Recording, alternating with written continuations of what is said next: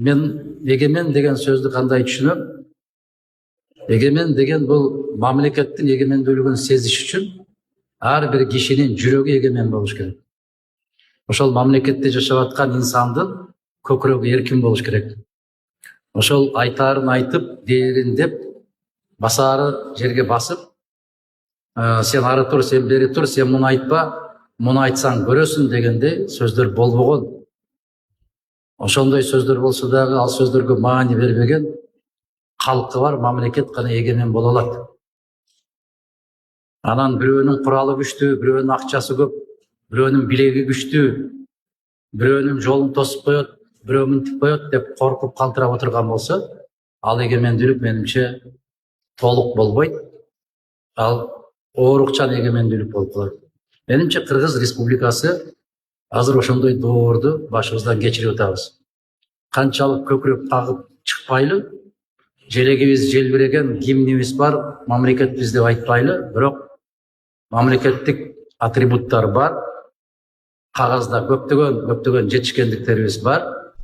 Бирок жер бетинде басып келип карасаңыздар, ал баалуулуктар дээрлик жок көсөт. Бизде сөз эркиндиги деген бар. Адамдын укугу абсолюттук деген норма бар. Конституцияда жазылган, бул менин сөзүм эмес. Аны эч ким эч кандай мыйзамдар менен чектей албайт деп турат. Бирок биздин ар бир кадамыбыз мыйзам менен чектелип келет. Ар бир сөзүбүз керектүү кишилер аркылуу электен өтүп турат. Ошондуктан бул жалган дүйнөдө эгемендүүбүз деп көкүрөк какпай, эгемендүүлүк үчүн күрөшкөндү билген эл ошондо мындан эгемендүүлүккө жетет.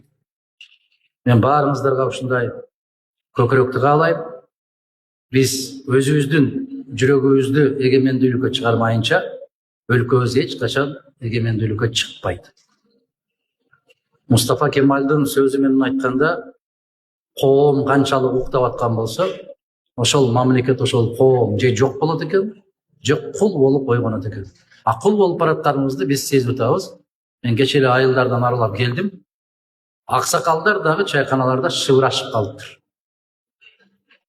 Биринин кулагына бири акырын колун тосуп сүйлөп калыптыр. Мына ушундай жашоонун курган кыргызсың азыр, ачык айтайын. Капа болушат, бирөө ушуну укса, бирок капа болсо эмне кылайын? Чындык баарынан бийик, баарынан баалуу. Кээ бирлерде могу жерде деле көрүп атпайсыңарбы? Телефонуң астыңарга басып отуруп анан сүйлөшүп атпайсыңарбы? Эгеменсиздер да себеп, туурабы? Эркинсиздер да. Ошондуктан мен баарыңыздарга каалаганым, эгерде эркиндикти сүйгөн кушту капаска отургузуп койсо, ошол капастагы жашоосуна караганда ээн талай эрме чөлдө жан бергенин артык көрөт. Кыргыз баласы дайым ушундай болуп, жүрөгүм менен тоолорду деп эркин жашап келген. Бирок ошол эркиндикти сүйгөн элибиз күндөн күнгө кээде карасаң толкуп, ашып, көбөйүп калат. Кээде карасаң дымып, Алыкул Осмонов айтканда, кээде толкун, кээде тыптынч деп ысык көлгө салыштырганда, ушундай бир толкуп турган кезибизде ушул эгемендүүлүктүн баркын билип калалы деген сөздү айткым келет. Жакшыбы жаманбы майрам куттуу болсун. Ар бирибиздин тилегибизди ишке ашырышка жараткан жар болсун. Ошондой күндөрдү жолугушуп жүрө берели. Бар болуңуздар, рахмат. Ийгилик болсун.